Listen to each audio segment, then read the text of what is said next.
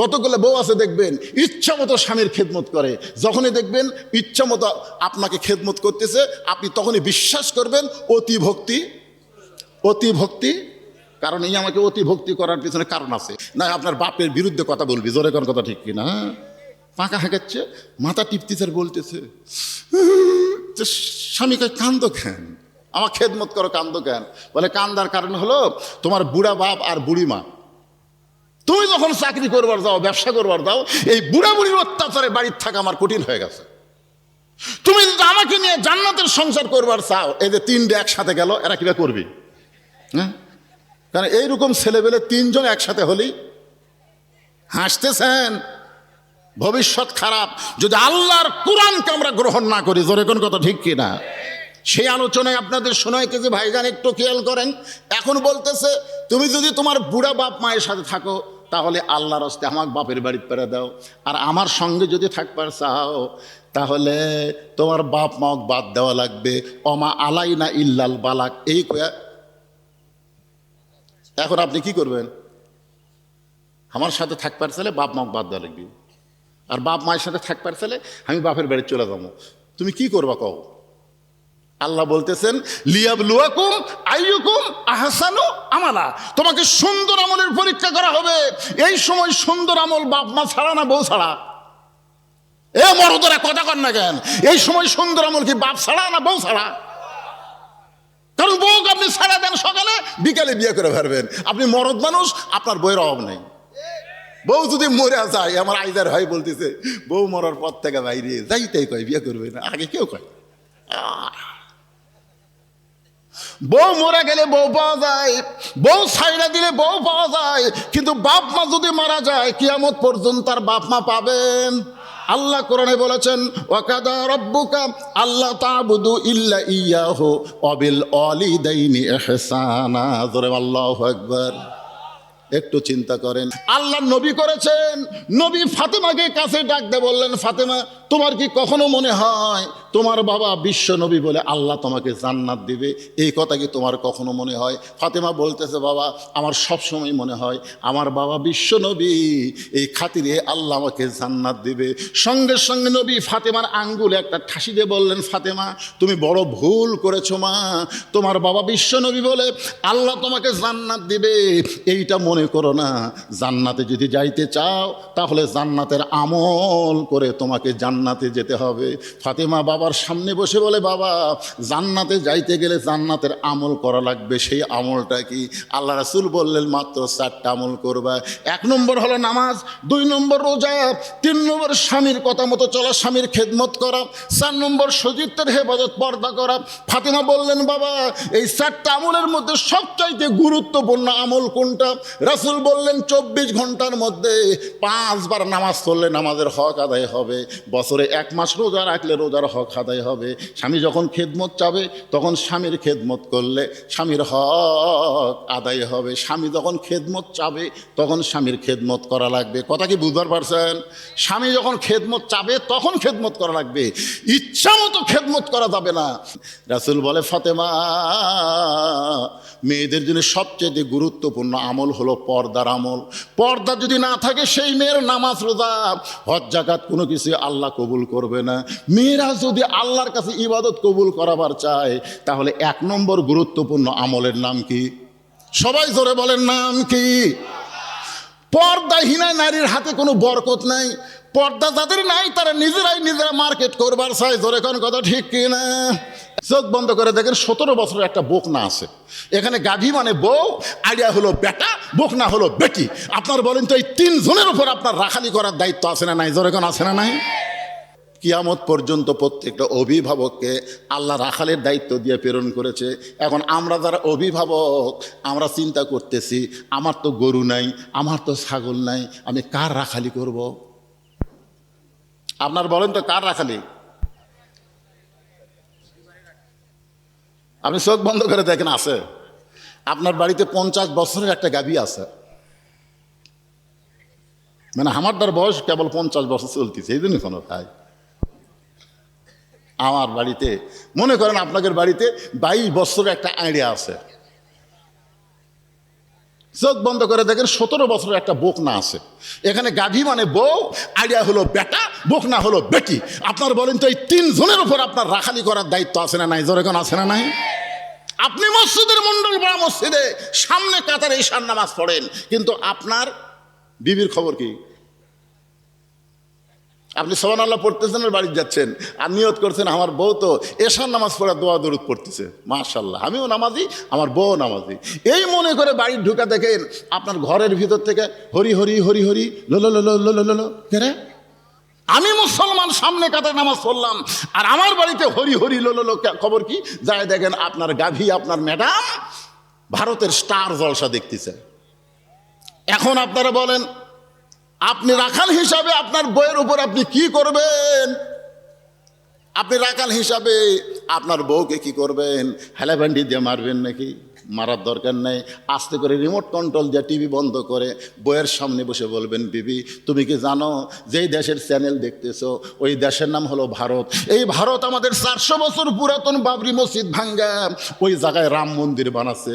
যারা মুসলমানের মসজিদ ভাঙ্গা রাম মন্দির তৈরি করে তাদের দেশের চ্যানেল দেখা যায় নাই। বউ তখন কানবার বলবে, স্বামী গো, ভারত যে মসজিদ ভাঙ্গা রাম মন্দির বানাচ্ছে এই কথা আপনি কোনোদিন আমাকে বলেন নাই। আজকে যখন বলেছেন এখন থেকে ভারতের চ্যানেলকে আমি তালাক দিয়া দিলাম। আপনি জোহরে নামাজ পড়ে যেই বাড়িতে গেছেন, বউ বলতে দেরি করা যাবে না, তাড়াতাড়ি খাবার দেবো, বসেন। আপনি ডাইনিং টেবিলে বসে গেছেন, বউ এখন খাবার দিচ্ছে। আল্লাহ বিসমিল্লাহ আল্লাহ বারিক লানা ফিমা রাযাকতানা ওয়াকিনা আযাবান্নার, বিসমিল্লাহ বরকাতিল্লাহ বলে কেবল মুখত দিবেন, ইতিমধ্যেই আপনার ইমান বলতে কে রে তুই যে খাচ্ছিস তোর বউ। তখন আপনার খাওয়া আবার থালির চেয়ে বলা লাগবে, কে গো বিবি আমি তো জোহরের নামাজ পড়ে আসা ভাত খাবার বসলাম, তোমার নামাজের খবর কি? ও বলতেছে গোসলই করিনি, কামে ঠেলাত গোসলই করিনি। আপনি মুসলমান হয়ে সঙ্গে সঙ্গে থালি ঠেলে দিয়ে বলতে হবে কোনো বেনামাজের হাতে আমি খাবো না। গোসল কর, নামাজ পড়, তারপরে খাবার দে। খাবো না রে, খালি যদি বলেন খাবো না রে, ওই এক দৌড়ে যা গোসল করবি, গোসল করে সে নামাজ পড়ে আপনার সামনে খাবার দিবে। আল্লাহ বলবে, আল্লাহ স্বামী স্ত্রীর খবর কি? আল্লাহ বলছে স্বামী স্ত্রী 2 জনে জান্নাতি। জোরে কার সুবহানাল্লাহ। আপনার 22 বছরের একটা ছেলে আছে, সেই ছেলেটা হলো টুটু কোম্পানির ম্যানেজার। একটু চিন্তা করে দেখেন আপনাকে ছেলে আছে না নাই? আপনি একলা একলা নামাজ পড়েন কিন্তু আপনার ছেলে নামাজ পড়ে না। আল্লাহ কোরআনে বলেছেন, কু আনফুসাকুম ওয়া আহলিকুম নারা, জাহান্নামের আগুন থেকে যদি বাঁচতে চাও তোমার আহাল পরিবার নিয়ে বাঁচতে হবে। 17 বছরের একটা মেয়ে আছে, মেয়েটা খালি হাই হিল করে কিলকিল করে গোটা মণ্ডল পাড়া ঘুরে বেড়ায় আর যুবকরা খালি মিস কল মারে। তাহলে আপনার মেয়েকে বাবা হিসাবে রাখালি করার দরকার আছে না নাই? বলতেছে আমার পরিচয় হলো আমি রাখাল, আমি বারান্দার নামাজ পড়ি, আজকে দেখার জন্য আসছি, দেখা হলেই চলে যাবো, আমার ঠেকা পড়েনি কষ্ট করে এই জায়গাতে আসা। কারণ যারা বারান্দার নামাজ পড়ে এরা কোনোদিন কষ্ট করে সামনে কাতারে যাবি না, কারণ গেলি আটকে পড়বি। জোরে কোন কথা ঠিক কিনা? হ্যাঁ, যেই বলেছে আমি রাখাল, সঙ্গে সঙ্গে ওসমান গনি মুচকি মুচকি হাসতেছে। কারণ রাখাল যারা হবে তাদের ভাষা নরম হলে চলবে না, রাখালের ভাষা গরম হওয়া লাগবে। আপনি যদি গরু ছাগলে রাখালি করেন, আপনার গরু ঘাস বাদ দিয়ে আবাদের দিকে যাচ্ছে, আপনি যদি পিছন থেকে বলেন বাবা গরু, ও বাবা গরু, ওদিকে যাস না বাবা, ওইদিকে আবাদ আছে বাবা, এরকম বাবা বাবা করলে আপনার গরু শুনবে। আর যদি বলে এই গরু, আর এক ধাপ যদি সামনে পাও তুলিস, এই যে হাতের লাঠি দেয়, গরু কিন্তু মানুষের চাইতে বেশি শোনে। জোরে কোন কথা ঠিক কিনা? এখন রাখালি করবার গেলে একটু গরম হওয়ার দরকার আছে না নাই?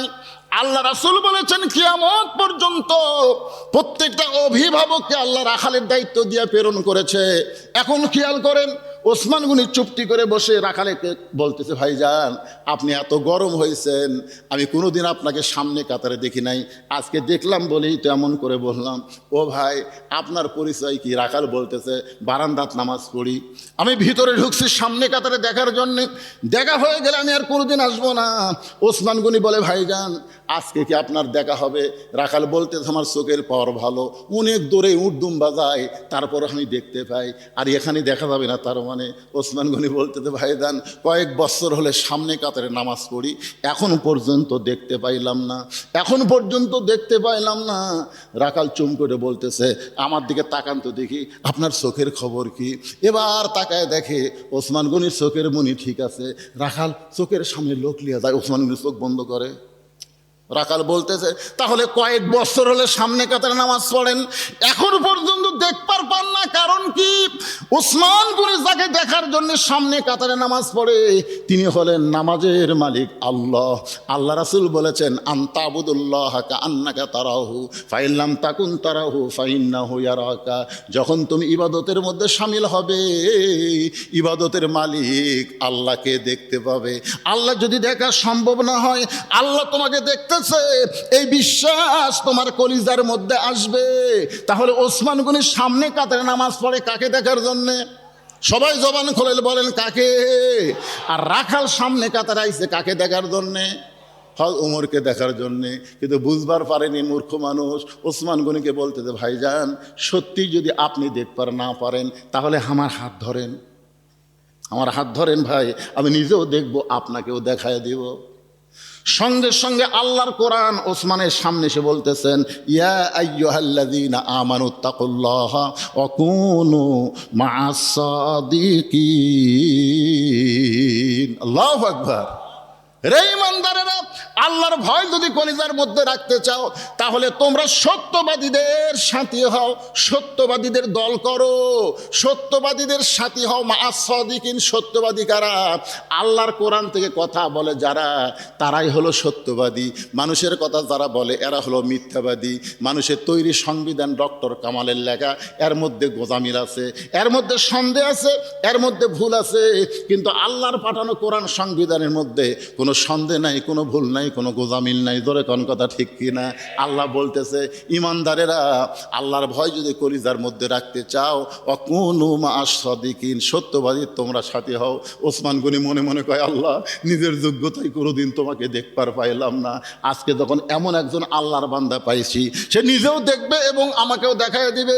ওসমান গনি মহাব্বত করে রাখালের হাতটা ধরে বসে আছে। কিছুক্ষণ পরে যখন জামাতের সময়, ধরে কান কিসের সময়? জামাতের সময় হয়েছে। এমন সময় মুয়াজ্জিন দাঁড়িয়ে বলতেছেন কাতার সোজা করো। আপনার বলেন তো মুয়াজ্জিনের পাওয়ার আছে না নাই?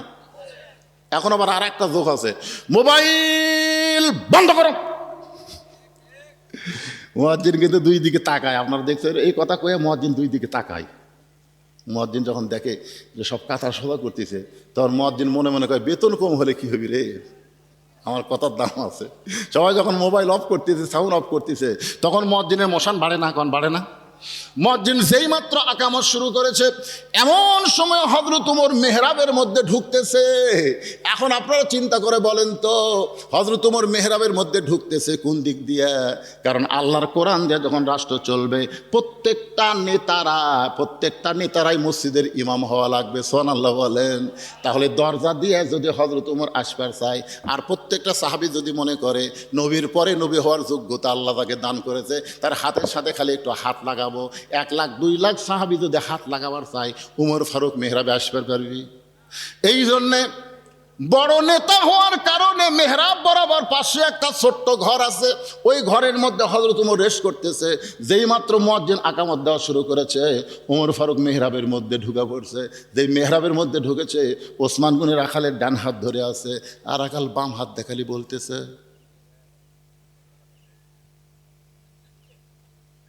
কে রে?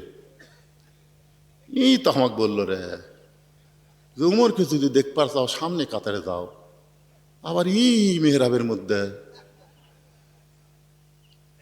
যেই মুয়াজ্জিন বলেছেন কদ কামাতিস সালাহ, কদ কামাতিস সালাহ, সঙ্গে সঙ্গে রাখাল আল্লাহু আকবার।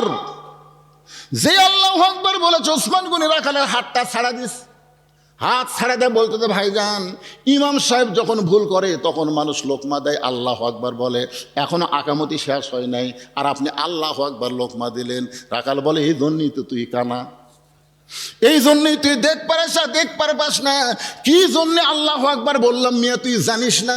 এই কথা যেই মাত্র রাখাল কইছে, সঙ্গে সঙ্গে দ্বিতীয় কাতার থেকে একজন সাহাবী দৌড়ে এসে রাখালে হাতটা হ্যাঁচকা টান দেয়, বলে পাগল, তুই যাকে কানা কানা বলে তিরস্কার করতেছিস, এতক্ষণ পর্যন্ত যেই লোকটা তোরা হাতটা ধরে দাঁড়িয়েছিল, তুই কি চিনিস রে এই ব্যক্তিকে? এই ব্যক্তিরে তুই কি চিনিস নাকি? রাখাল বলতেছে, আমি বারান্দাত নামাজ পড়ি, আমি ভিতরের কাউকে চিনি না। সাহাবী কান্দের বলে, পাগল রে, যাকে তুই কানা কানা বলে তিরস্কার করতেছিস সে হলো নবীর ডবল জামাই ওসমান গনি। আল্লাহু আকবার।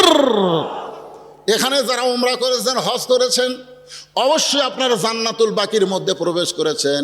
জান্নাতুল বাকির মধ্যে যখন প্রবেশ করবেন, প্রবেশ করার সর্বপ্রথম যেই কবরটা, এই কবরটাই হলো ওসমান গনির কবর। ভাইরা যারা উমরা করেছেন, হজ করেছেন, তারা আমার সঙ্গে একমত হবেন। ওসমান গনির কবরের পাশে যখন দাঁড়াবেন, কিছুক্ষণ দাঁড়িয়ে থাকেন, দেখবেন আপনার গোটা দেহ ঝিঞ্জি ধরার মতন হবে।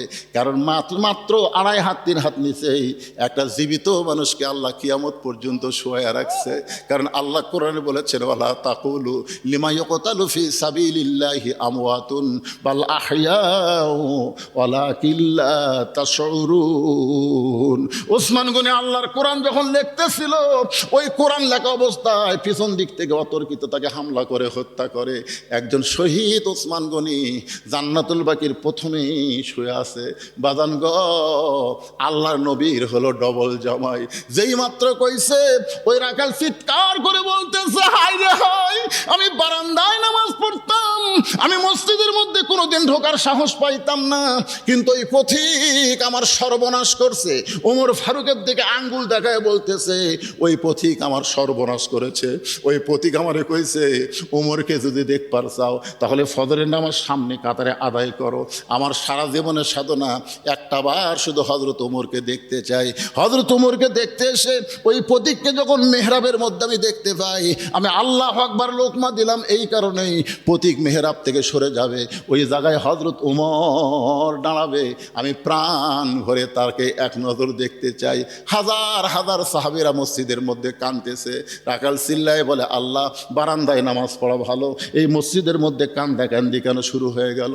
ওসমান গনি বলে, রাখাল ভাই, এ হাজার হাজার মানুষ কান্দার কারণ হলো তুমি যাকে পথিক পথিক বলতেছ, তিনি হলেন হযরত ওমর।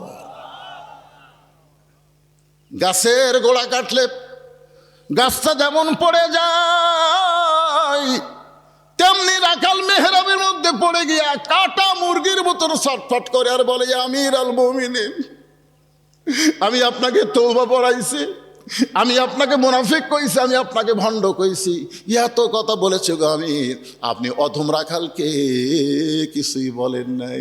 সঙ্গে সঙ্গে সাহাবীরা বলে, এই কে রে মেহরাবের মধ্যে ঢুকে কি বলতেছে? কাকে তওবা পড়াইছে? কারে মুনাফিক কইছে? কারে ভণ্ড কইছে? এ কে রে? সমস্ত সাহাবী চিৎকার মারছে।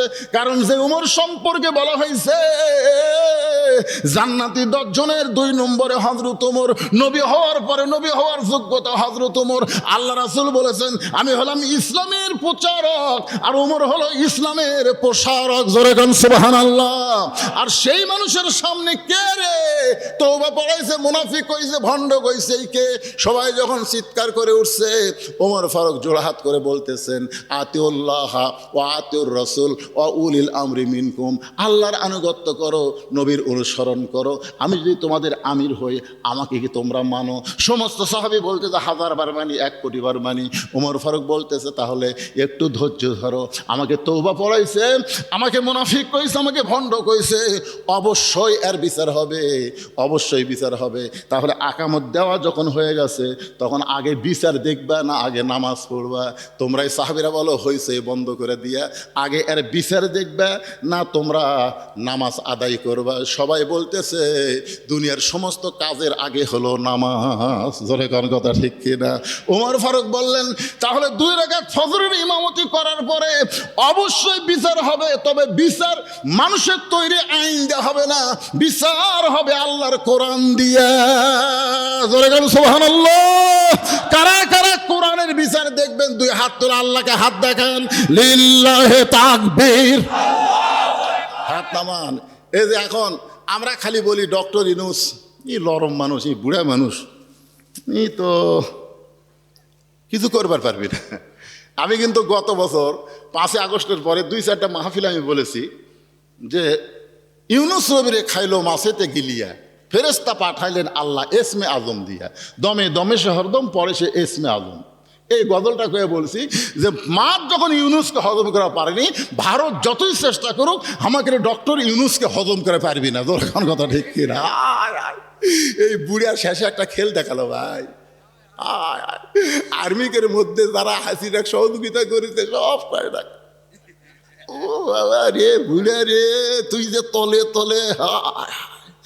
আপনারা মনে করতেছেন আগেই ভোট দিবি, কি বুঝতেছেন? বেশি কিছু কোয়া যাচ্ছে না, যা করছি করছি আন্দাজে বুঝালেন, বাড়ির যা চিন্তা করেন, এটি চিন্তা করার দরকার নেই। এই করছি তোরে না। ওসমান গনি দাঁড়িয়ে আছে, খুব খেয়াল। উমর ফারুক বললেন আগে নামাজ, নামাজের পরে আমাকে তওবা বলাইছে, আমার মুনাফিক কইছে, আমাকে ভণ্ড কইছে, অবশ্যই বিচার হবে। বিচার হবে ইন্নাল্লাহা ইয়ামুরুকুম আন তুআদ্দুল আমানাতি ইলা আহলিহা ওয়া ইযা হাকামতুম বাইনান নাস আন তাহকুমু বিল আদল। জোরে কোন সুবহানাল্লাহ। বিচার হবে আল্লাহর কোরআন দিয়ে, আল্লাহর কোরআন দিয়ে বিচার হবে 2 রাকাত নামাজের পরে। কয় রাকাত? 2 রাকাত নামাজ পড়তে। এখন আমরা ফজরের নামাজ 2 রাকাত কতক্ষণ লাগে? আপনাকে মন্ডল পড়াত কয় মিনিট লাগে ভাই? কেন মন্ডল পড়ার কারা কারা আছেন? হাত তোলেন তো দেখে। এই মন্ডল পড়ার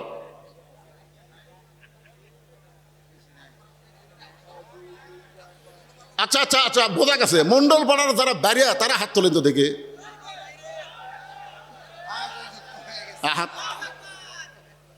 আসলে মন্ডল পাড়ার লোকেরা না আসার পিছনে কারণ কে জানেন? ওরা মনে করতো আমরা যেটুকু বসার ব্যবস্থা করছি তাতেই মানুষ ধরতেছে না, আমরা যাই আর কুটে বসবো। হাই রে দরদ রে, কে রে, হাই রে দরদ রে। এবারে যারা খাড়া হয়ে আছে এরা মন্ডল পাড়ার। হ্যাঁ, এই যে মন্ডল পাড়ার মন্ডল বসে আছে। লিল্লাহে তাকবীর। আপনারা কেউ বলেছেন ফজরের 2 রাকাত নামাজ মন্ডল পড়ায় কয় মিনিটে হয়? ভাই কছে 10 মিনিট, আর একজন কছে 5 মিনিট। মানে যাই যেরকম নামাজ পড়ে তাই সেই রকমই চিন্তা করে। ধরে কোন কথা ঠিক। যাই হোক, আমি 5 মিনিট সময়, এই কথা বলো না, আমি 5টা মিনিট সময় নামাজের সময়টা আপনাদের কাছে চাই নিচ্ছি। এই নামাজ হয়ে গেলেই বিচার দেখাবো আল্লাহর কোরআন দিয়া। এই 5টা মিনিট আপনাদের কাছে রুমাল যাবি, চাদর যাবি। এই 5 মিনিটের মধ্যে যে যা পারেন আল্লাহর হস্তে মসজিদের জন্য দান করবেন। রুমাল এবং চাদর যাবে, যেটাই যাক, রুমাল যাক বা চাদর যাক। এই পার্টিগুলো কোন জায়গা না, টাকা নেওয়ারও লোক নাই।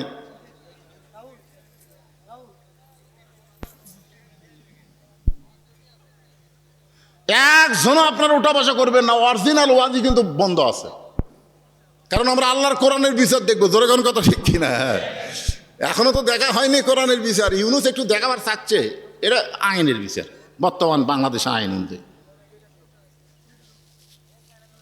আচ্ছা, ছেলে পেলেকে তোমরা কখন আদায় করবে? আচ্ছা, এখন ঘড়ি দিকে তাকে দেখো তো কটা বাজে। যেই তারিখে বিজ্ঞাপন সেই তারিখের মধ্যে ওয়াজ শেষ করা লাগবে। রাত 12টার পরে তারিখ পরিবর্তন হয়ে যাবে। জোরে কোন কথা ঠিক কিনা? হ্যাঁ, আমি নিজের এলাকার জন্য 10 মিনিট যদি বেড়াই কই, কি অসুবিধা আছে? অসুবিধা নেই।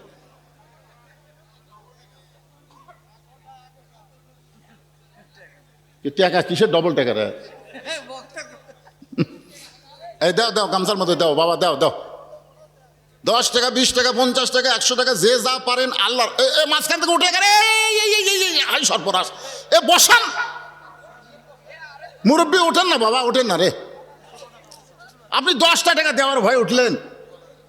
টাকা না দেন, না দেন, আপনি কি ধরে বেঁধে টাকা হবে? তাই মনে চাই দেন, না দেন, না দেন। হতে পারে আজকের দান আপনার জীবনের শেষ দান। আল্লাযী খালাকাল মাউতা ওয়াল হায়াতা, আগে আল্লাহ মৃত্যুর কথা বলেছে, তারপরে হায়াতের কথা বলেছে। হতে কি পারে না যে আজকের দান জীবনের শেষ দান, আপনাকে আল্লাহ আর দান করার সুযোগ দিল না, এই মনে করে জীবনের শেষ দান মনে করে 10, 20, 50, 100 যে যা পারেন আল্লাহর হস্তে দান করেন।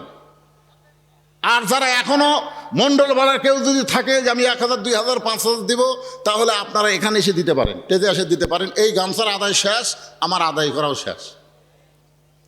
গামছার যখনই দেখবেন আর ভিতরে কেউ ঘুরতেছে না, আমি আর আদায়ের একটা কথাও বলবো না। আপনাদের মধ্যে এমন কেউ আল্লাহর বান্দা আছে যে হুজুর আমরা গামছার লোক না, আমরা 500 টাকা দেবো, 1000 টাকা দেবো? ভাই দিছেন, আপনি দিছেন, আগে দিছেন, আইদারক দিছেন, তো লোক ওটা গেলে কি করবেন? আটকা থর করছেন। যাক যাই, যাওয়ার দাবি দেখ। ভয় আল্লাহর ভয় না, এর ওয়াজের ভয়। শোনেন, বিশাল একটা ধানের ঠিপ দেখে এখন বলতেছে এত ধান, অনেক ধান। এক মুরব্বী বলতেছে সব ধান লয় রে পাগলা, এই ধানের মধ্যে সিটাও আছে রে। বিশ্বাস যদি না হয় ফ্যান নিয়ে যা, এখন ধান ছাড়া একটা ফ্যান নামিছে লাগাইনি ভাই।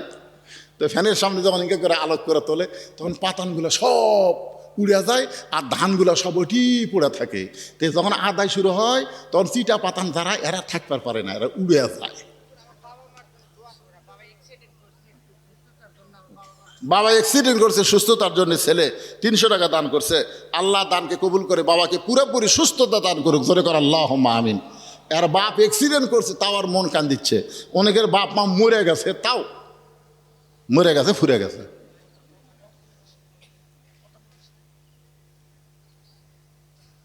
আর এক মুরব্বী দেখে না, সামান্য সময় একটু ওয়াজ হবি, একটু জিকির করেন তো ভাই দেখি। আল্লাহ কোরআনে বলেছেন ইয়া আইয়ুহাল্লাযীনা আমানু যিকুরুল্লাহা যিকরান কাসীরা, জিকির বেশি বেশি করার কথা। একটু জিকির করি, জিকির করতে গিয়ে ওঠা বসা করে পারবি না। লা ইলাহা ইল্লাল্লাহ, লা ইলাহা ইল্লাল্লাহ, লা ইলাহা ইল্লাল্লাহ, লা ইলাহা ইল্লাল্লাহ, লা ইলাহা ইল্লাল্লাহ, লা ইলাহা লা ইলাহা ইল্লাল্লাহু মুহাম্মাদুর রাসূলুল্লাহ সাল্লাল্লাহু আলাইহি ওয়াসাল্লাম। দেখবেন যেখানে হাদিসে বলা হয়েছে কেউ যদি আল্লাহর ঘর মসজিদ তৈরি করে দেয়, আল্লাহ তাকে একটা জান্নাতে ঘর বানায় দেয়। মসজিদের জন্য আপনারা গ্রামের লোকেরাই দান করবেন, ওই বাইরের লোক যারা আসবে তাদের কাছে 2-10 টাকা নেওয়ার জন্য চেষ্টা করবেন। জোরে কন, এ কথা কন না কেন? মন্ডল পাড়া লোকের জন্য নসিহত করতেছে, এ বাইরের লোকেরাও আর শুনে বেড়াচ্ছে, এর কাছ থেকে 2-10 টাকা নিয়ে কি হবে? মসজিদ এটা আমাকে মসজিদ, এটা অমুক পাড়ার মসজিদ, আমাকে পাড়ার মসজিদ, উত্তর পাড়ার মসজিদ, দক্ষিণ পাড়ার মসজিদ। দক্ষিণ পাড়ার মসজিদের লোকেরা দক্ষিণ পাড়ার মসজিদে দিবে, আর আপনাকে মন্ডল পাড়ার মসজিদ আপনারাই দিবেন। 1 লাখ একটা মসজিদ তৈরি করার কথা হাদিসে বলা হয়েছে। 1 লাখ ঝিনাইদহ থেকে এসে দেখতেছে চেয়াতে না, ওই 500 টাকা দান করছে। আল্লাহ, ঝিনাইদহ বোঝেন, কুষ্টিয়া পার হয়ে ঝিনাইদহ রাস্তাটা খারাপ হচ্ছে ভাই। কি বাড়ি যাওয়া হচ্ছে 2-4 দিনের মধ্যে? আগে গেছে রাস্তা বেসাই চাই, হুঁশ নাই, আরেকদিন হবি। এমনি বেমস হয়ে গেছে, মাথা দেখে হাইরে জমজ 2টা জান্নাত হয়েছে, মাশাআল্লাহ। 2টা মেয়ে মানে 2টা জান্নাত। আল্লাহ কবুল করুক, জোরে কোন আমিন। আরো জোরে বল আল্লাহুম্মা আমিন। ফজরের 2 রাকাত ফরজ নামাজ শেষ হয়ে গেছে, সমস্ত সাহাবীরা তাকায় আছে। উমর ফারুক বিচার করবে নিজের ইচ্ছা মতো না, আল্লাহর আইন মতো। আজকে আমাদের বাংলাদেশের বিচারের সাইজ কি? আমাদের বাংলাদেশের বিচারের সাইজ হলো 6-7 বছর হলে আম বাগান করছে, কান 60-এর আম দুসাসিয়াই। এবার জ্যৈষ্ঠ মাসে মনে করেন দেখবার গেছে আম পাকছে কিনা।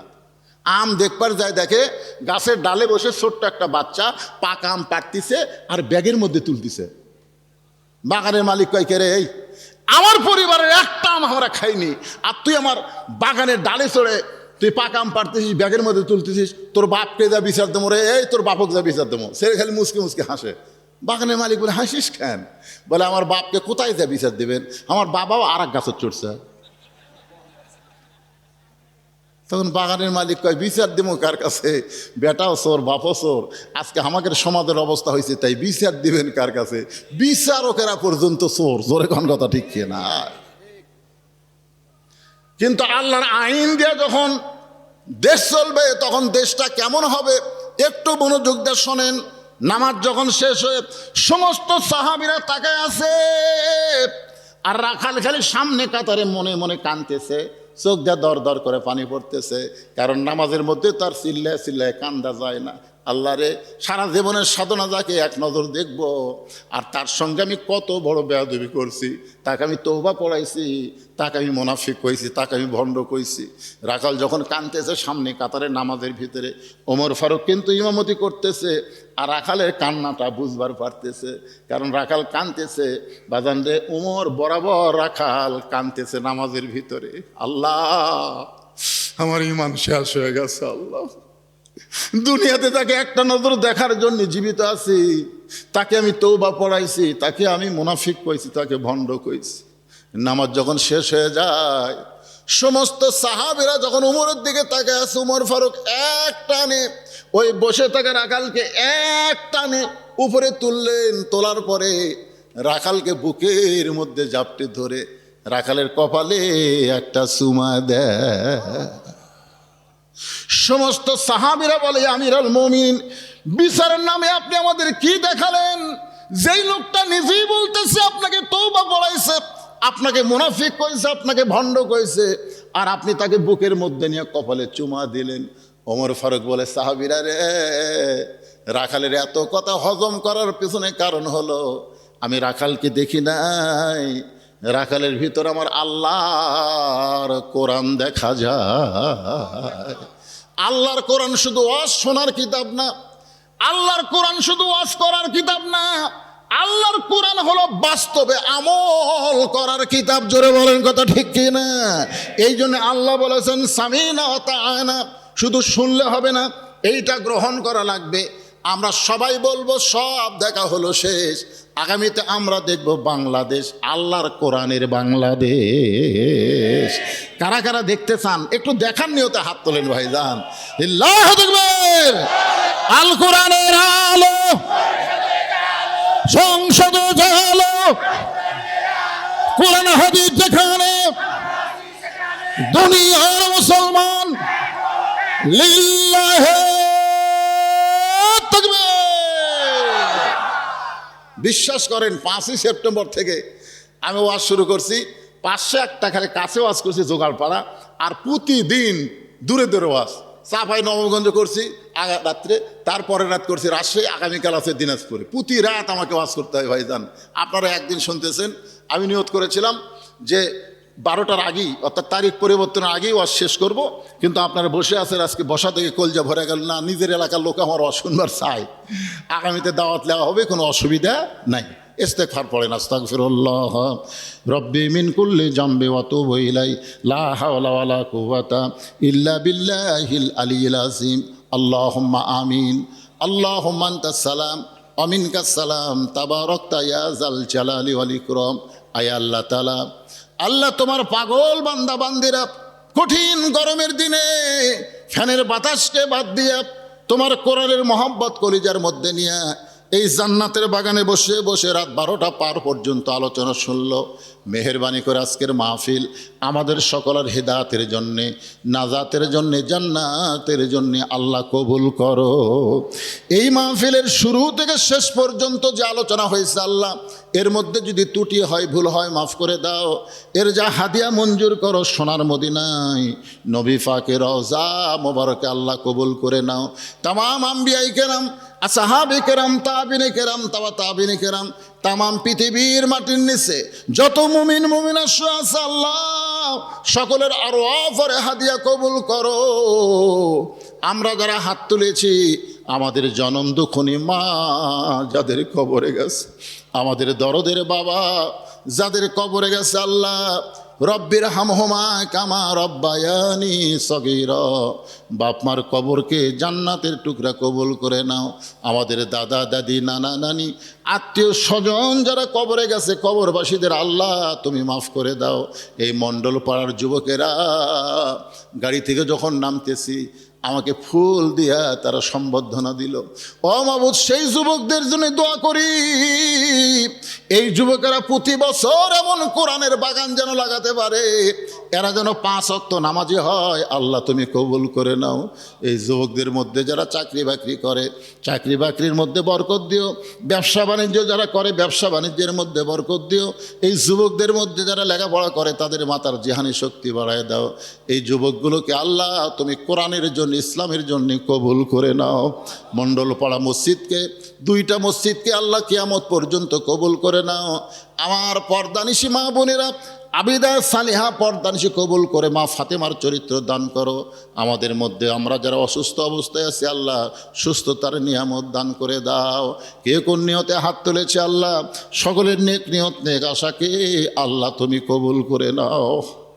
1টা মিনিট বাবা, যুবক হন বৃদ্ধ হন সবাই 1টা মিনিট চিন্তা করেন কত মানুষের জানাজার নামাজ আমরা পড়েছি। এই 2 হাত দিয়ে কত কবরে আমরা মাটি দিয়েছি। একদিন আমরা সবাই মরে যাব। একদিন মসজিদের খাটনি আমার বাড়ির আঙ্গিনায় চলে আসবে। বড়ই পাতার গরম পানি দিয়ে আমাকে গোসল করানো হবে।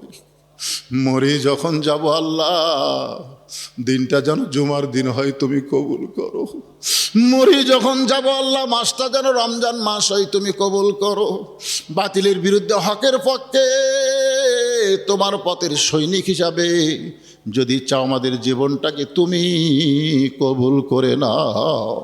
আল্লাহ আল্লাহ সবাইকে মাফ করে দাও। আজকের মাহফিলের সম্মানিত সভাপতিকে আল্লাহ তুমি কবুল করো, সহসভাপতিকে কবুল করো। আজকের মাহফিলের প্রধান অতিথি বিশেষ অতিথিদের আল্লাহ তুমি কবুল করো। আলেম ওলামাদের কবুল করো আল্লাহ, মুরব্বীদের কবুল করো, যুবকদের কবুল করো, কচিকাঁচা বাচ্চাদের কবুল করলাম। আসসালামু আলাইকুম। সাল্লু আলাইহি ওয়াসাল্লিমু তাসলিমা। আল্লাহুম্মা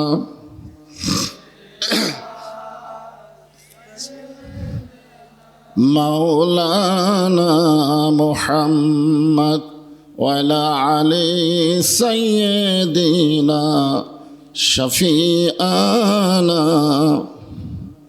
হাজার হাজার মানুষ ছিল সেই দিন, রাসূল ছিল মোদের একজনা। হাজার হাজার মানুষ ছিল সেই দিন, রাসূল ছিল মোদের একজনা। সকলে মারিল পাথর, নিষেধ তো কেউ করল না। সাল্লাল্লাহু আলা মুহাম্মাদ সাল্লাল্লাহু আলা মুহাম্মাদ সাল্লাল্লাহু। মশরিকে হুব্বে মুহাম্মদ সকলে বলি সাল্লাল্লাহু আলাইহি ওয়াসাল্লাম। मतलाए दीवानी माँ, मतलाए खुर्शीद इश्कास, सीनाए सोजानी माँ बलगल उला बिकमालिही, कशफत दुजा बिजमालिही, हसनत जमीओ खिसालिही। सल्लो अलैहि व आलिहि अल्लाहुम्मा आमीन। জান্নাতের বাগান থেকে জান্নাতি মানুষদেরকে নিয়ে আমি গুনাহগার তোমার রহমতের দরজায় দোখানা হাত তুলেছি আল্লাহ। হাসরের ময়দানে জব্বার আর কাহার নামে রূপ নিয়া তুমি যখন বিচার শুরু করবে, তোমার সামনে দাঁড়ায়া সমস্ত নবীরা নাফসি নাফসি বলে কাঁদতে থাকবে। এমন কঠিন অবস্থা হাসরে হবে, সেদিন সমস্ত নবী তার উম্মতকে ভুলে যাবে, শুধু বলবে আল্লাহ আমার কি হবে, আমার কি হবে।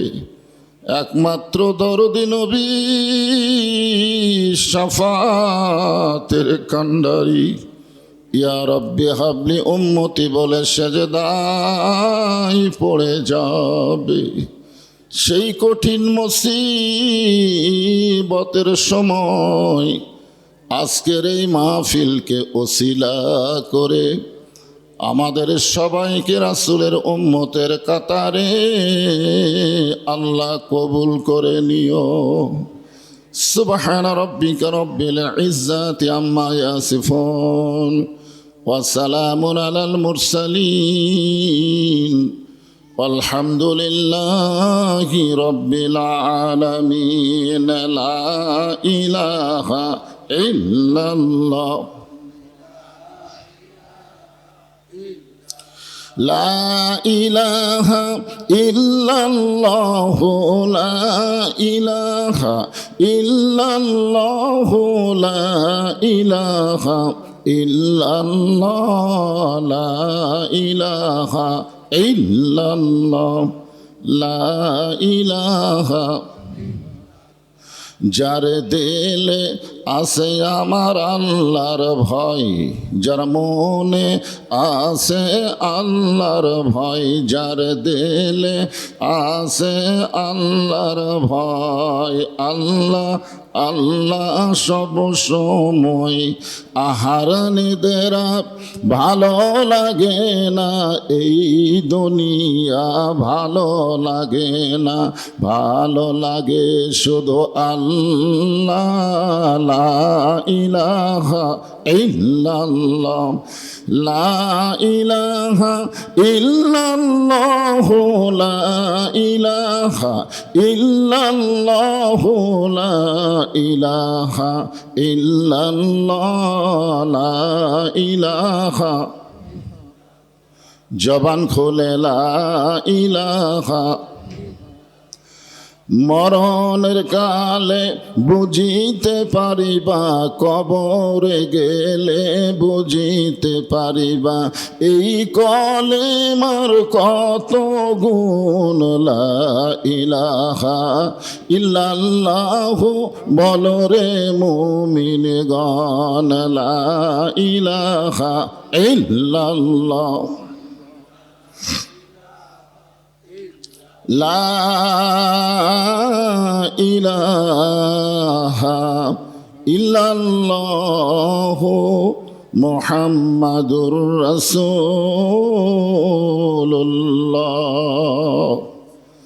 রাসূলের মহব্বতে জবান খুলে সমস্বরে সকলে বলি সাল্লাল্লাহু আলাইহি ওয়াসাল্লাম।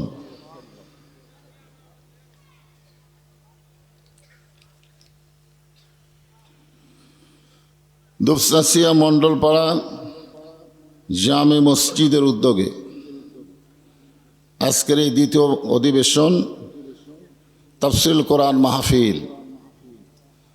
আল্লাহ তাআলা আজকের এই মাহফিলে যিনাকে সম্মানিত সভাপতির আসনে কবুল করেছেন জনাব মোহাম্মদ আলী।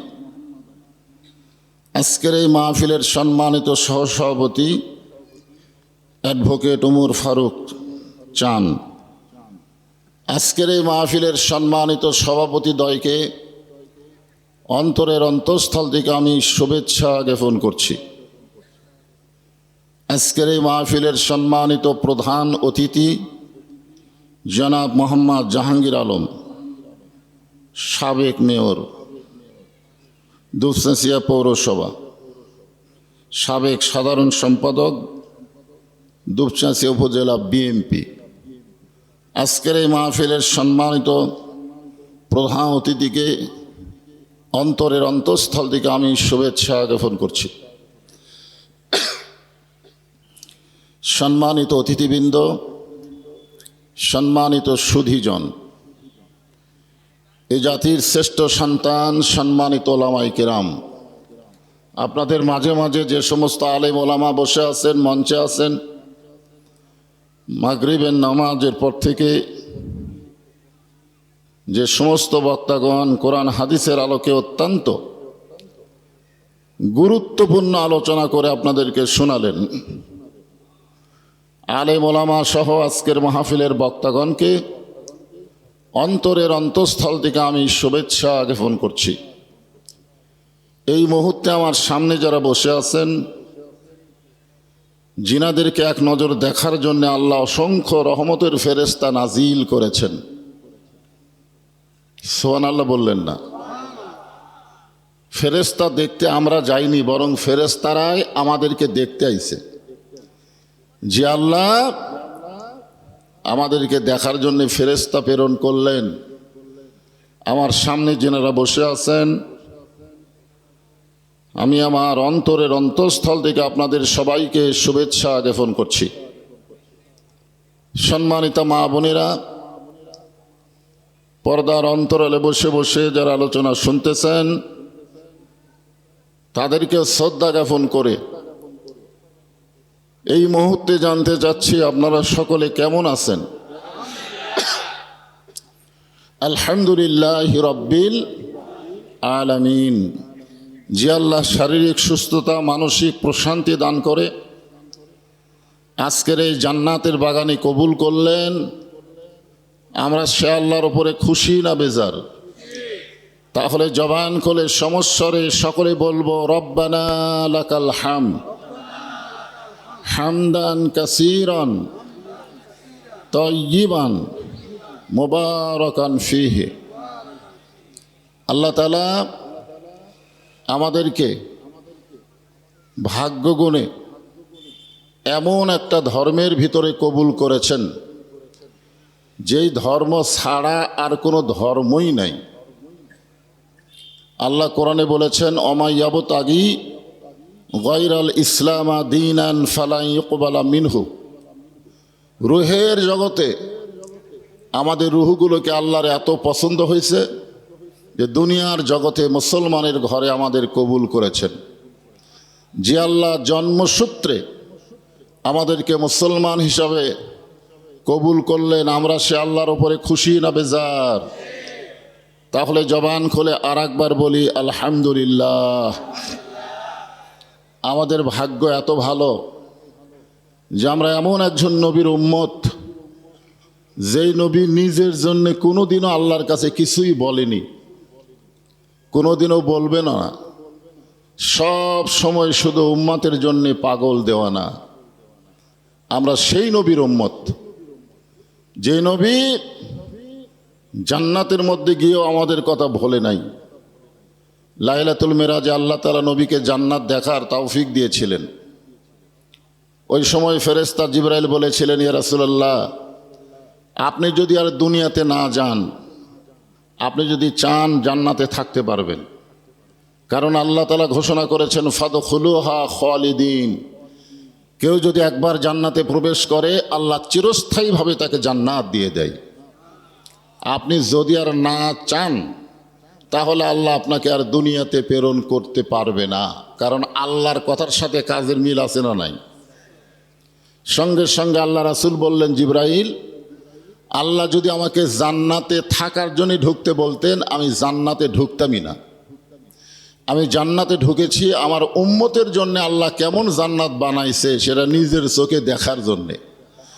আমি সেই দিন জান্নাতে প্রবেশ করব থাকার নিয়তে, যেদিন আল্লাহ আমার সমস্ত উম্মাতিনীকে জান্নাত দিয়ে দিবে। ভাগ্য গুণে এমন একজন নবী পাইছি, যেই নবী জান্নাতে গিয়েও আমাদের কথা ভোলে না। এই নবী শুধু আমাদের নবী না, এই নবী হলেন আমাদের নেতা। আল্লাহুম্মা সাল্লি আলা সাইয়্যিদিনা। আমরা তার প্রতি দরুদ শরীফ পড়লাম, যিনি হলেন আমাদের নেতা। সাইয়্যিদিনা মানে কি? আমাদের নেতা। তাহলে আমাদের নবী কি শুধু নবী? আমাদের নবী হলেন আমাদের নেতা।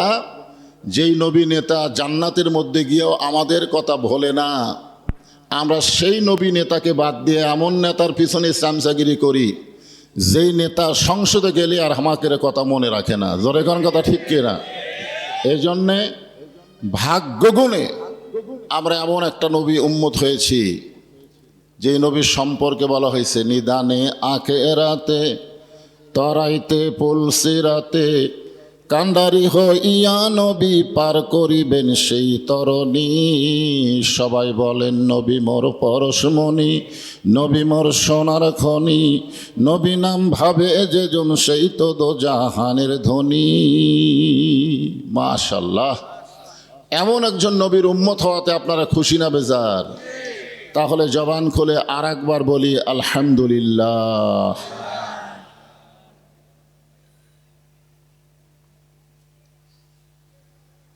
আমরা যে কোরআন থেকে তাফসির শুনব, এই কোরআনের মধ্যে কোনো সন্দেহ নাই। এটা কি আপনারা বিশ্বাস করেন?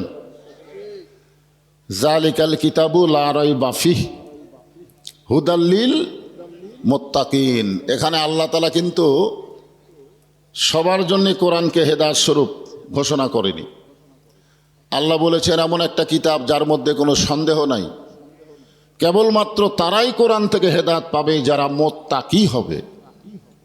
যারা কি হবে? মুত্তাকি হবে। এই কোরআনের মধ্যে কোনো গোজামিল, সবাই বলা লাগবে, গোজামিল আছে? এই কোরআনের মধ্যে কোনো ধোঁকা আছে? আমরা সেই কোরআনের শুধু ওয়াজ শুনি, বাস্তবে এই কোরআনকে আমরা গ্রহণ করি না। আমাদের চাইতেও ভালো শ্রোতার নাম হলো আবু জেহেল, ভালো শ্রোতা। আপনারা তো বসার জায়গা পাচ্ছেন না দেখে ওরা খালি সমানে কাপড় বিছাই দিচ্ছে, আপনাদের বসার সুযোগ করে দিচ্ছে। অথচ আবু জেহেল বসার সুযোগ পায়নি, সারা রাত দাঁড়িয়ে দাঁড়িয়ে নবীর কোরআন তেলাওয়াত শুনেছে। সকালবেলায় এসে মিটিংয়ের মধ্যে বলতেছে, এত সুন্দর কোরআনের বাণী, রাতটা কোন দিক দিয়ে গেল আমি বুঝবারই পারিনি। আপনারা বলবেন বদরুল রশিদ এমন ওয়াজ করলো, কখন 12টা বাজলো বোঝাই গেল না। এই কথাই কিন্তু আবু জেহেল বলছে যে এত সুন্দর কোরআনের বাণী, রাতটা কোন দিক দিয়ে গেল আমি বুঝবারই পারিনি। তা আবু সুফিয়ান বলতেছে, নেতা যেই কোরআন শুনতে রাত কোন দিক দিয়ে যায় বোঝা যায় না, সেই কোরআন গ্রহণ করলে অসুবিধা কি? শোনার মধ্যেই যদি এত মজা থাকে, তাহলে সেই কোরআন ধরলে, সেই কোরআন গ্রহণ করলে অসুবিধা কোন জায়গায়? আবু জেহেল বললেন, কোরআনকে ধারণ করলে, কোরআনকে গ্রহণ করলে অসুবিধা হলো তোর আমার ভুয়া নেতৃত্ব চলবে না, আসল নেতা হয়ে যাবে আব্দুল্লাহর এতিম পোলা। আজও বাংলাদেশে যারা ভুয়া নেতৃত্ব দিবার চায়, তারা আল্লাহর কোরআন কোনোদিন বাংলাদেশে চালু হোক, কোরআন অনুযায়ী চলুক, এইটা চায় না। জোরে কোন কথা ঠিক কি না? আমরা সেই কোরআন থেকে সূরা মুলকের 2টা আয়াতের তাফসির শুনবো। কোরআনে 114টা সূরা আছে, তার মধ্যে একটা সূরার নাম হলো সূরা মুলক। 29 পারার প্রথমেই শুরু।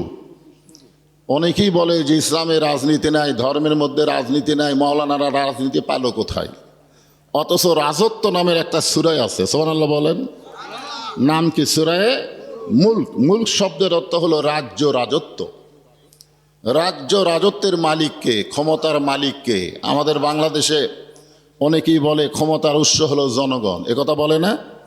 একথা বলা মাত্র সে মুশরিক হয়ে যায়, তার ঈমান আর থাকে না। ক্ষমতার উৎস জনগণ নয়, ক্ষমতার মালিককে। আরো জোরে বলেন, তাবারাকাল্লাযী বিয়াদিহিল মুলকু ওয়া হুয়া আলা কুল্লি শাইইন কাদির।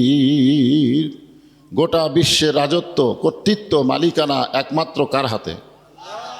এটা কি আমার বাপের কথা না আল্লাহর কথা? যারা জবান খুলবেন না, মরার 3 দিন আগে আল্লাহ জবান কাড়া নিবে। মরতেছেন না কিন্তু জবান নাই। আল্লাহ রাসূল বলেছেন, কোনো ব্যক্তি যদি সারা জীবন পাপ করে আর মৃত্যুর সময় আল্লাহ আল্লাহ লা ইলাহা ইল্লাল্লাহ বলতে বলতে যদি মারা যায়, শুধুমাত্র আল্লাহর জিকির তার জবানে জারি থাকার কারণে আল্লাহ তার জীবনের সব গুনাহ মাফ করে দেয়। তা আপনারা কি মরার আগে বোবা হবেন? তাহলে হক কথা বলার সময় জবান বন্ধ রাখলে হবে না।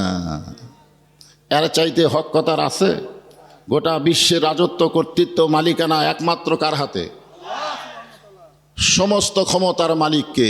অহু আলা কুল্লি শাইইন কদির। প্রত্যেকটা বিষয়ের উপরে একমাত্র ক্ষমতা হলো আল্লাহর। আমরা সে আল্লাহর ক্ষমতাকে অনেকে বিশ্বাস করি না, মনে করি অমুক দলের হাতে ক্ষমতা। এখন অমুক দল ক্ষমতায় আছে, কোনো দল ক্ষমতায় নাই। দল যদি ক্ষমতায় থাকতো হাসিনা পলান লাগতো না। জোরে এখন কথা ঠিক কি না? হ্যাঁ, এটা দেখার পরেও যদি শিক্ষা না হয়, বুঝতে হবে কোনো দল ক্ষমতায় নাই। এখন আওয়ামী লীগ ক্ষমতায় ছিল, সামনে বিএনপি ক্ষমতাতে আসবে না।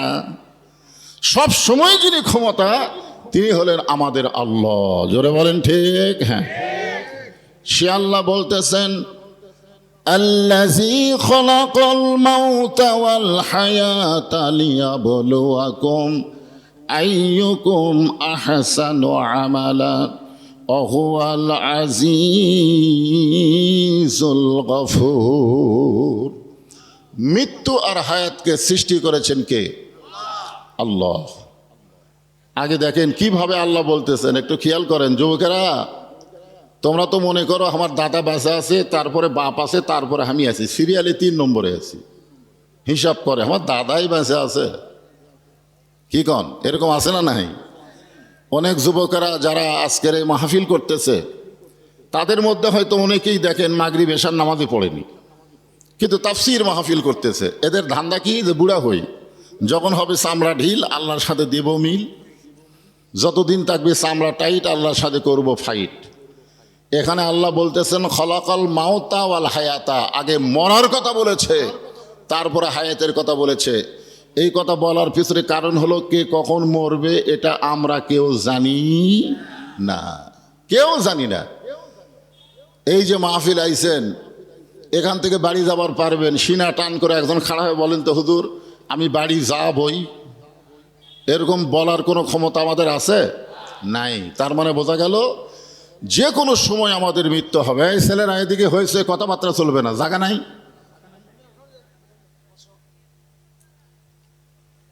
এই কিশোর গ্যাং, সব কিশোর গ্যাং। বসো বসো বসো, সব ছেলেরা বসো। আর আপনাদেরকে আমি অনুরোধ করলাম, যদি কারোর সামনে ফাঁকা থাকে তাহলে একটু একটু একটু চাপা যায় না? গোটা পৃথিবীর মানচিত্রে সবচাইতে ঘন বসতি হলো বাংলাদেশ। আপনি দেখবেন মানচিত্র, অল্প জায়গার মধ্যে বেশি মানুষ বাস করে, সেই দেশের নাম কি? বাংলাদেশ। এরপরেও 12 লক্ষ রোহিঙ্গা মুসলমানকে এ বাংলাদেশি জায়গা দিছে। এত ঘন হওয়ার পরেও জায়গা দেওয়ার অভ্যাস বাংলাদেশের আছে, আছে না নাই? তাহলে যারা ডানে আছে এরা কি রোহিঙ্গা? এরা তো হামাকেরই ভাই। তাহলে এদেরকে জায়গা দেওয়ার জন্য আমাদের একটু চেষ্টা করার দরকার আছে না নাই? দরকার আছে না নাই? আমি সবাইকে বলবো না, যার সামনে একটু ফাঁকা আছে, আল্লাহর হস্তে, আল্লাহর ওয়াস্তে কইছে, আমার ওয়াস্তে না। কার ওয়াস্তে? আল্লাহর ওয়াস্তে কইলে জায়গা না থাকলেও একটা ঝোঁক মারা লাগবে। আল্লাহর হস্তে কইছে, কি আছে রে, একটা ঝোঁক মারা দেখি তো, সামনের দিকে একটা ঝোঁক দিয়ে দেখেন তো জায়গা বাড়াই কিনা।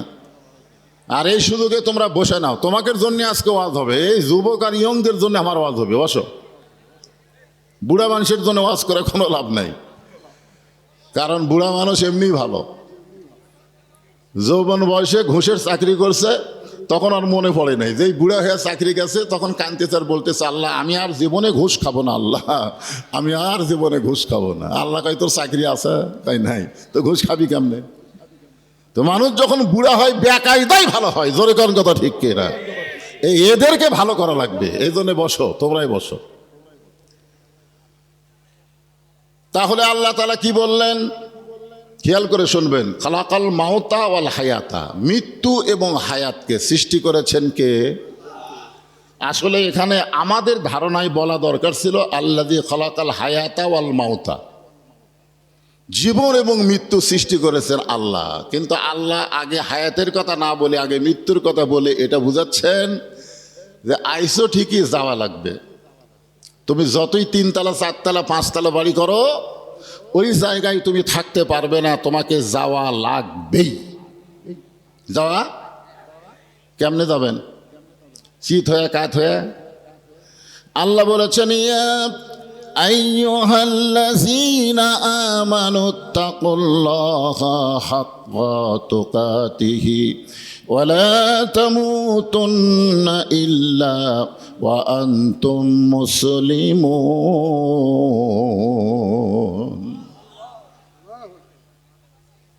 ওয়াইজা তুলিয়াত আলাইহিম আয়াতুহু জাদাতুহুম ঈমানান। আল্লাহ কোরআনে বলেছে কোরআনের আয়াত যখন তেলাওয়াত হয় তখন যারা মুমিন মুত্তাকি তাদের ঈমান বৃদ্ধি পায়। তো ঈমান বাড়ার লক্ষণ কি? চুপ করে থাকা? আজকে 15 বছর আমরা চুপ করে ছিলাম বলি হাসিনা যা ইচ্ছা তাই করছে। জোরেখন কথা ঠিক কিনা? যুবকেরা দেখলো, ছাত্ররা দেখলো যে এই বুড়াগুলো হাসিনার ভয়ে এমন চুপ হয়ে গেছে, বিএনপি কোনো কথা কয় না, জামাত ইসলাম রাস্তাতে আসে না। তখন ইয়ং জেনারেশন দেখলো না, আর চুপ করে থাকার দিন নাই, এখন জবান খোলা লাগবে। এই যুবকেরা জবান খুলেছে, জীবন দিয়েছে, যার কারণে ফ্যাসিবাদ মুক্ত বাংলাদেশ পাইছি। জোরে কোন কথা ঠিক কিনা? চুপ করে থাকা যাবে না। তো কোরআনের আয়াত তেলাওয়াত শুনলে শয়তানকে তাড়ানোর একটা বড় হাতিয়ার হলো তাকবীর দেওয়া, আল্লাহু আকবার। হ্যাঁ, এটা হলো বড় হাতিয়ার। আল্লাহ বলতেছেন লিয়াবলুয়াকুম আইয়ুকুম আহসানু আমালান ওয়া হুয়াল আজিজুল গফুর। মৃত্যু আর হায়াতকে আল্লাহ সৃষ্টি করেছেন কি জন্যে? তোমাদেরকে পরীক্ষা করার জন্যে। পরীক্ষা, লিয়াবলুয়াকুম, তোমাদের সবাইকে পরীক্ষা করা হবে মৃত্যু আর হায়াত দিয়া। খুব খেয়াল করেন, পরীক্ষা কি করা হবে? পরীক্ষার সাবজেক্ট কি? আহসানু আমালা। আল্লাহ বলেছেন পরীক্ষার সাবজেক্টটা হলো সুন্দর আমল। আপনারা বলেন তো, সুন্দর আমল যদি আমরা করতে চাই, সুন্দর একটা পরিবেশের দরকার আছে না নাই? সুন্দর কথাই যদি আপনারা শুনতে চান তাহলে এই মাহফিলের সুন্দর একটা পরিবেশ লাগবে না? আপনারা বলেন তো, ধাপের হাটে মানুষ কম হয় না বেশি হয়? ওইখানে কোনো বক্তা ওয়াজ করতে পারবে? কেন পারবে না? পরিবেশ নাই, মানে ওয়াজটা শুনবে কে, সে পরিবেশ নাই। তো ওইদিকে যদি হইচই শোনা যায় তাহলে ধাপের হাটের মতো হয়ে গেল। এই জন্য একেবারে যখন বক্তার কথা বলতে বলবে তখন বলবেন, আর চুপ করে। আল্লাহ কোরআনে বলেছেন ওয়াইজা কুরিয়াল কোরআন ফাসতামিউ লাহু আনসিতু লাআল্লাকুম তুরহামুন। যখন কেহ কোরআন তেলাওয়াত করে, কোরআন পড়ে, কোরআনে তাফসির করে, তখন তোমরা চুপ থেকে সেটা অনুধাবন করো, বোঝার চেষ্টা করো। আল্লাহ বলেছেন যে পরীক্ষার বিষয়টা হলো সুন্দর আমল। যখন কি আমল? আহসানু আমালা। আহসান মানে সুন্দর, আমালা মানে কর্ম, সুন্দর আমল। এখন সুন্দর আমল যদি আমরা করতে চাই, সুন্দর একটা পরিবেশের দরকার আছে না নাই? সুন্দর একটা পরিবেশ যদি তৈরি করতে চাই তাহলে সুন্দর একটা সমাজের দরকার আছে না নাই? কথা কয় না? সুন্দর একটা সমাজ যদি তৈরি করতে চাই তাহলে সুন্দর একটা রাষ্ট্রের দরকার আছে না নাই? সুন্দর একটা রাষ্ট্র যদি আমরা তৈরি করতে চাই তাহলে সুন্দর একটা সংবিধানের দরকার আছে। মানুষের তৈরি সংবিধান দিয়ে কোনোদিন বাংলাদেশ সুন্দর হবে না। বাংলাদেশকে সুন্দর করতে গেলে আল্লাহর কোরআনের সংবিধান লাগবে। জোরে বলেন ঠিক কি না? তাহলে সুন্দর আমল করতে গেলে, সুন্দর আমল করতে গেলে আল্লাহর কোরআনের বিকল্প কোনো রাস্তা আছে? সেই কোরআনের তাফসির মাহফিল। একটু মনোযোগ দিয়ে শুনবেন।